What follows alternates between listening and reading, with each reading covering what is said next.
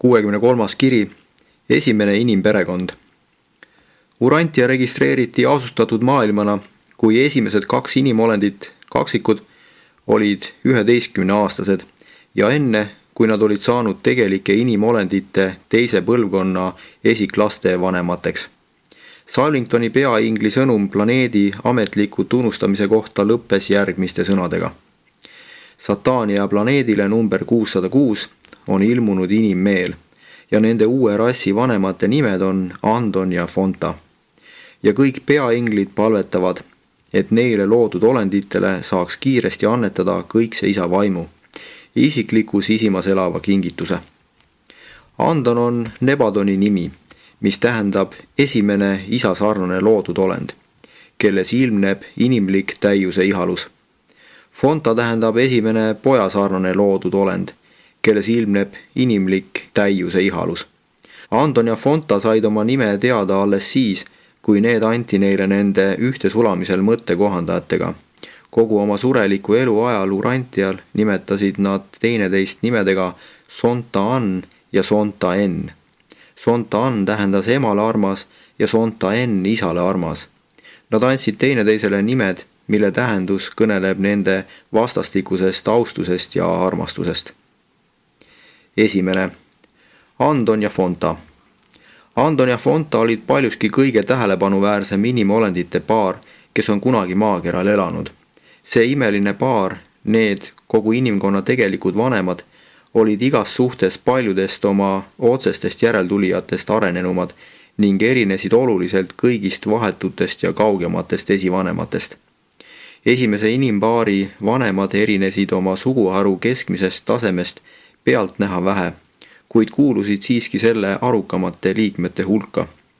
Rühm, mis õppis esimesena kive heitma ja võitluses nuia kasutama. Nad kasutasid ka teravaid kivi, räni ja luuogasid. Veel vanemate juures elades oli Andon kinnitanud loomakõõluste abil nuia otsa terava ränikivi tüki ja kasutanud seda relva vähemalt 10 korda nii enda kui ka oma niisama seiklusimulise ja uudisimuliku õe elu päästmiseks, kes teda kõigil tema uurimisretkedel alati saatis. Andoni ja Fonta otsus primaatide suguharu eest põgeneda näitab, et nende meele kvaliteet ületas kaugelt madalamat intellekti, mis oli iseloomulik nii paljudele nende hilisematele järeltulijatele, kes alandusid paarituma vähe arenenud nõbudega inimahvide suguharudest. Kuid nende ähmane tunne, et nad on midagi enamat kui loomad, tulenes sellest, et neil oli olemas isiksus, ning see täienes veelgi tänu mõttekohandaja kohalolekule nende sisimas. Teine, kaksikute põgenemine. Kui Andon ja Fonta olid otsustanud põhja poole põgeneda, valdas neid mõneks ajaks ka hirm, eriti kartus oma isa ja lähedasi perekonnaliikmeid pahandada. Nad kujutlesid, kuidas vihased sugulased neid ründavad ja mõistsid, et nende niigi kadedad suguharukaaslased võivad nad tappa. Noorena olid kaksikud veetnud suurema osa ajast teineteise seltsis ning polnud seetõttu primaatide suguharu loomadest nõbude seas eriti populaarsed. Nende seisundid suguharus polnud parandanud ka eraldi asuva ja palju parema kodu ehitamine puu otsa. Ning kui neid selles uues kodus puu otsas äratas ühel ööl tugev torm, hoidsid nad teineteist hirmunult ja armastavalt embuses ning otsustasid lõplikult ja täielikult, et põgenevad oma suguharu elupaigast ja oma kodust puu otsas. Nad olid endale umbes poole päevatee kaugusele põhja puu otsa lihtsa pelgupaiga valmistanud. See oli nende salajane ohutu peidukoht esimeseks kodumetsadest eemal viibimise päevaks. Kuigi ka kaksikud tundsid primaatidele omast surmahirmu öösel maapinnal viibimise ees, kiirustasid nad juba enne öö saabumist rännakule põhja poole.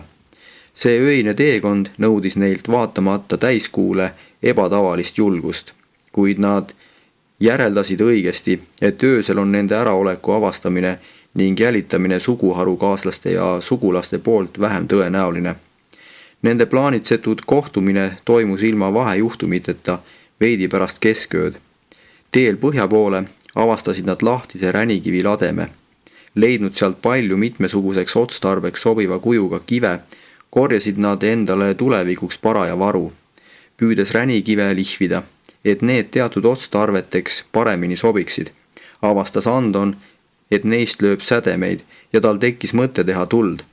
Kuid see mõte ei saanud sel ajal veel kindlaks kavatsuseks, sest kliima oli tervislik ja tuld oli vähe vaja. Kuid sügispäike vajus taevas madalamale ning põhja poole rännates läksid ööd üha jahedamaks. Nad olid juba sunnitud enda soojendamiseks loomanahku kasutama. Enne kui nad olid kodust kuu aega ära olnud, andis Andon oma kaaslasele märku, et ta oskab enda arvates ränikiviga tuld teha. Nad püüdsid 2 kuud ränikivi sädemeid tule tegemiseks kasutada, kuid see ebaõnnestus alati. Paar täksis iga päev sädemeid ja püüdis puud süüdata. Lõpuks ühel õhtul, umbes päikeseloojangu ajal, leiti saladuse lahendus, sest Fontal tuli mõte ronida lähedal kasvava puu otsa ja võtta sealt maha jäetud linnupesa. Linnupesa oli kuiv ja kergesti süttiv ning lõi seetõttu kohe lõkkele, niipea kui säde sellele langes. Nad olid õnnestumisest nii üllatunud ja ehmunud, et lasid tulel peaaegu kustuda, kuid päästsid selle sobivat kütust lisades. Siis hakkasid need 2 kogu inimkonna vanemat esmakordselt küttepuid otsima. See oli nende lühikese, kuid sündmusrikka elu üks rõõmsamaid hetki. Nad istusid kogu öö ja vaatasid, kuidas lõke põleb, mõistes ähmaselt, et on teinud avastuse, mis võimaldab neil kliimat trotsida ja saada seetõttu oma lõunamaadel elavatest loomadest, sugulastest igavesti sõltumatuks. Pärast 3 päevast puhkust ja tule üle rõõmustamist rändasid nad edasi. Andoni primaatidest esivanemad olid sageli välgust süüdatud tuld alal hoidnud, kuid maakera loodud olendid polnud seni osanud oma tahte järgi tuld süüdata. Läks veel kaua aega, enne kui kaksikud said selgeks, et kuiv sammal ja muud materjalid süütavad tuld niisama hästi kui linnupesad. 3. Andoni perekond. Peaaegu 2 aastat pärast ööd, mil kaksikud kodust lahkusid, sündis nende esimene laps. Nad panid talle nimeks Sontad ja Sontad oli esimene Urantial sündinud loodud olend, kes mähiti sündides kaitsvatesse katetesse.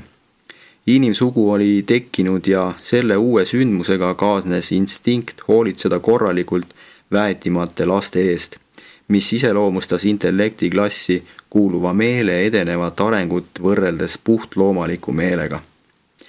Andonil ja Fontal oli kokku 19 last ning nad nägid oma eluajal peaaegu 100 lapselapse paari heitmist ja 50 lapselapselast. Perekond elas 4 kõrvuti asetsevas varjualuses kaljude vahel, mis olid pooleldi koopad, kusjuures 3 neist olid omavahel ühendatud käikudega, mis olid kaevatud pehmesse lubjakivisse Andoni laste väljamõeldud ränikivist tööriistadega. Neil varastel andoniitidel ilmnes väga tugev suguharu vaim. Nad küttisid rühmadena ega uidanud kunagi kodukohast väga kaugele. Nad näisid mõistvat, et on eraldi asuv ning ainulaadne elusolendite rühm, kes peab seetõttu kokku hoidma. See lähedase suguluse tunne tulenes kahtlemata meeleabivaimude kõrgemast hoolitsusest nende meele eest. Andon ja Fonta töötasid lakkamatult oma suguharu kasvatamise ning arendamise nimel. Nad elasid 42-aastaseks, mil mõlemad surid maavärina ajal, kui nende peale langes kivirahn. Nende 5 last ja 11 lapselast hukkusid koos nendega ning peaaegu 20 nende järeltulijad said raskeid vigastusi. Pärast vanemate surma võttis Sontad, vaatamata oma raskele jalavigastusele, sugukonna juhtimise üle ning talle oli tubliks abiliseks tema naine, ta vanim õde. Nende esimeseks tööks oli veeretada kohale kive ja matta surnud vanemad, vennad, õed ja lapsed kindlalt nende alla. Seda matust ei tohiks üle tähtsustada. Nende ettekujutused surmajärgsest ellujäämisest olid väga ebamäärased ja ähmased ning tulenesid suures osas nende fantastilistest ja värvikatest unenägudest. Andoni ja Fonta suguselts hoidis kokku kuni 20. põlveni, mil konkurents toidu pärast ja sotsiaalsed pinged neid lahku ajasid. 4. Andoniitide suguvõsad. Ürginimestel, andoniitidel, olid mustad silmad ja tõmmu jume, midagi kollase ja punase vahepealset. Värvainet, melaniini leidub kõigi inimolendite nahas. See on andoniitide algne nahapigment. Need varased andoniidid sarnanesid oma üldise välimuse ja nahavärvi poolest rohkem tänapäevaste eskimotega kui ükski teine praegu elav inimtüüp.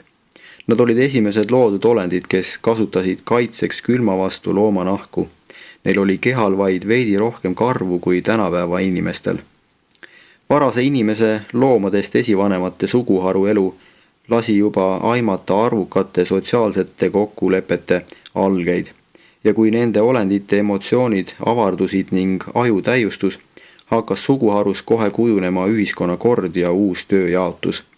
Nad olid ülimalt algatusvõimelised, kuid mänguinstinkt oli veel väga vähe arenenud ning huumorimeel puudus peaaegu täielikult. Ürginimene naeratas vahetevahel, kuid ei naernud kunagi südamest. Huumor sai hilisema Aadama rassi päris osaks. Need varased inimolendid ei olnud nii valutundlikud ega reageerinud nii ägedalt ebameeldivatele olukordadele kui paljud hilisemad arenevad surelikud. Sünnitamine ei olnud Fontale ega tema otsestele järeltulijatele valus ega kurnav katsumus. Nende suguselts oli suurepärane. Mehed võitlesid kangelaslikult oma kaaslaste ja järglaste turvalisuse eest. Naised olid armastavalt pühendunud lastele, kuid nende patriotism piirdus üksnes oma suguharuga. Nad olid väga ustavad oma perekonnale. Nad läksid oma lapsi kaitstes kõhklematult surma, kuid ei suutnud mõista, et peaksid püüdma maailma oma lapselaste heaks paremaks muuta.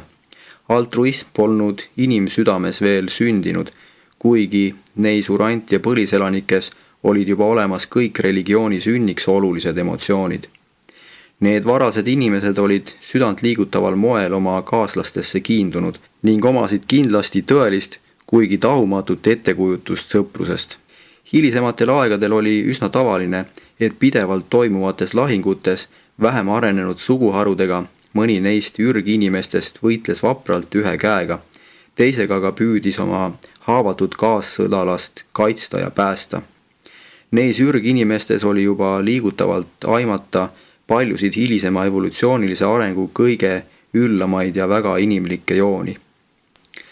Algses andoniitide suguharus säilis juhtimisliin katkematuna kuni 27. põlvkonnani, mil sontaadi otseste järglaste seas meessoost järeltulijaid ei olnud ja 2 valitseja pretendenti hakkasid võitlema ülemvõimu eest suguharus. Enne andoniitide suguharude ulatuslikku laialihajumist oli nende varajastest pingutustest omavahel suhelda kujunenud hästi arenenud keel. See keel täiustus üha ja sellele lisandus peaaegu iga päev midagi, sest nende aktiivsete, püsimatute ja uudishimulike inimeste kujundatud keskkonnas tehti pidevalt uusi leiutisi ja kohandumisi ning sellest keelest sai urant ja sõna, varase inimperekonna keel kuni ajani, mil ilmusid värvilised rassid. Aja möödudes kasvasid andoniitide suguharud arvuliselt ja laienevate perede omavahelisest suhtlemisest tekkis õõrdumisi ja arusaamatusi.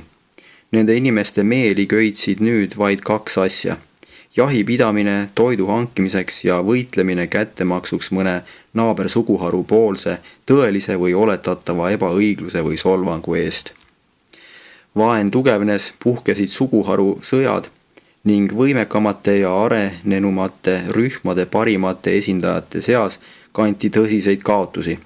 Mõni kaotus oli korvamatu, mõni kõige väärtuslikum võimekuse ja intellekti tüvi läks maailma jaoks igaveseks kaduma. Need lakkamatud sugukondade vahelised sõjad ähvardasid seda varast rassi ja tema primitiivset tsivilisatsiooni hävitada. Neid ürgseid olendeid oli võimatu ajendada rahumeelselt koos elama. Inimene põlvnes võitlevatest loomadest ja tihedasti koos olles hakkasid kultuuritud inimesed üksteist ärritama ning solvama.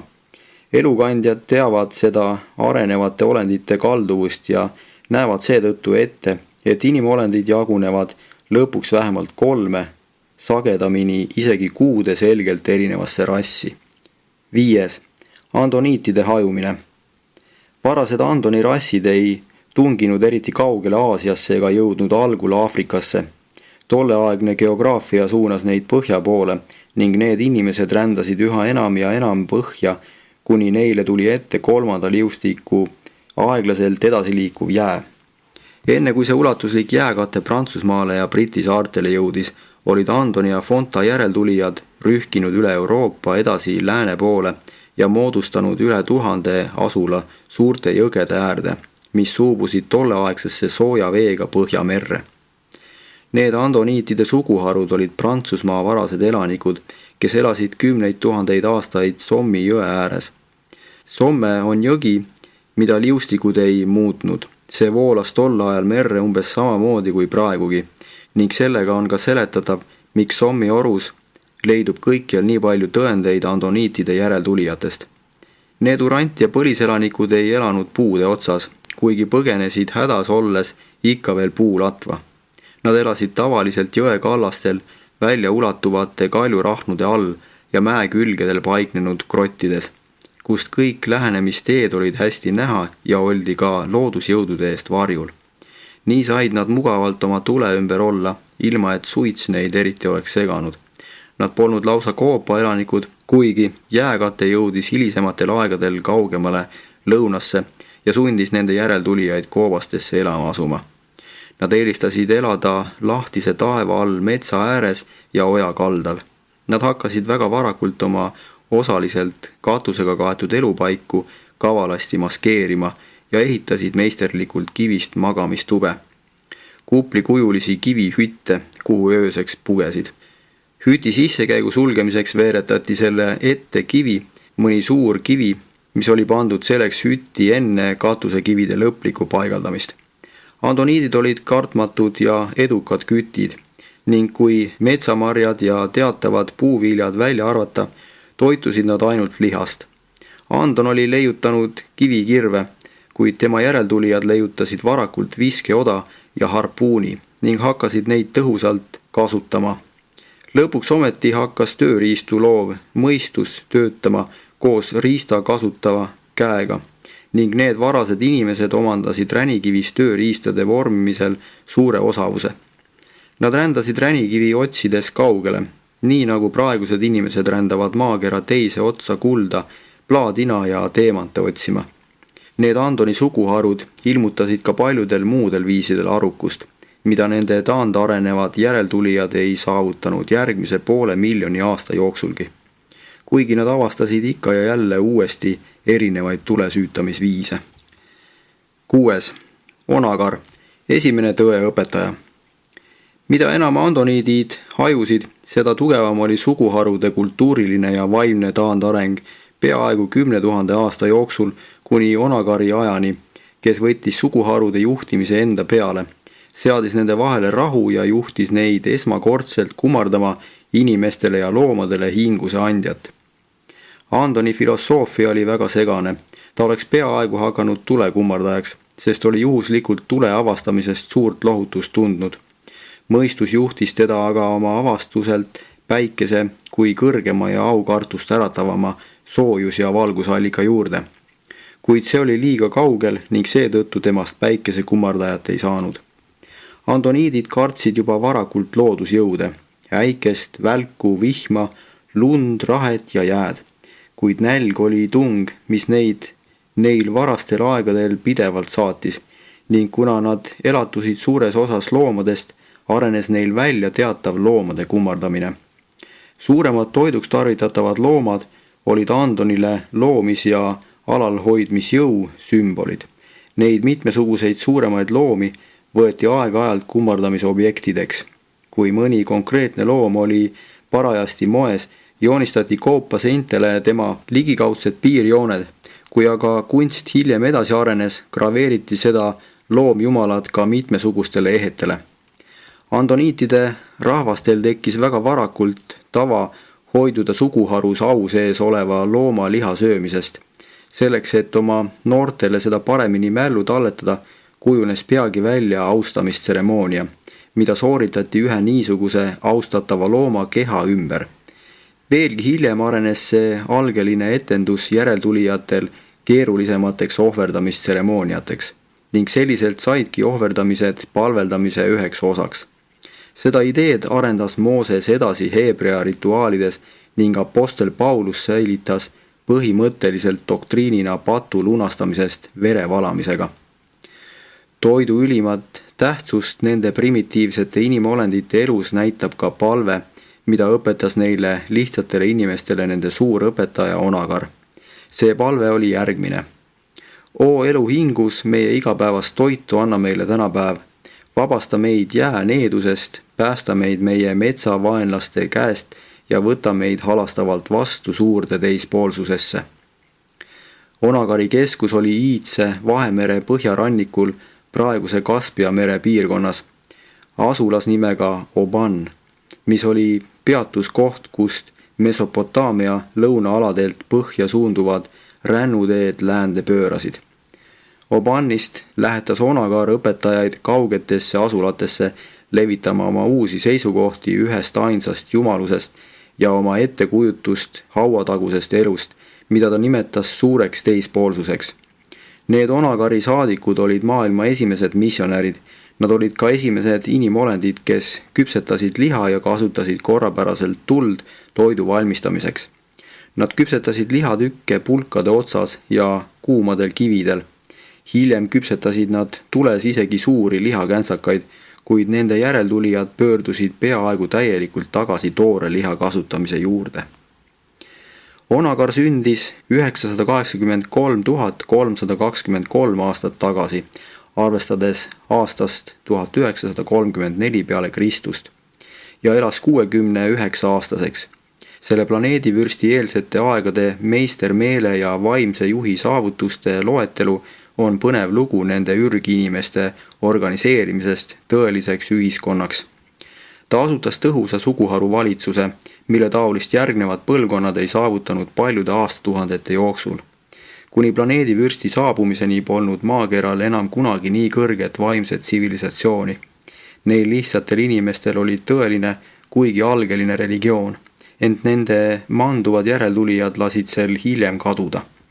Kuigi Andon ja Fonta, nagu ka paljud nende järeltulijad, olid mõttekohandaja vastu võtnud, saabus alles Onagari ajal Urantiale suurel arvul kohandajaid ja kaitseseeraveid. See oli tõeline ürginimese kuldajastu. 7.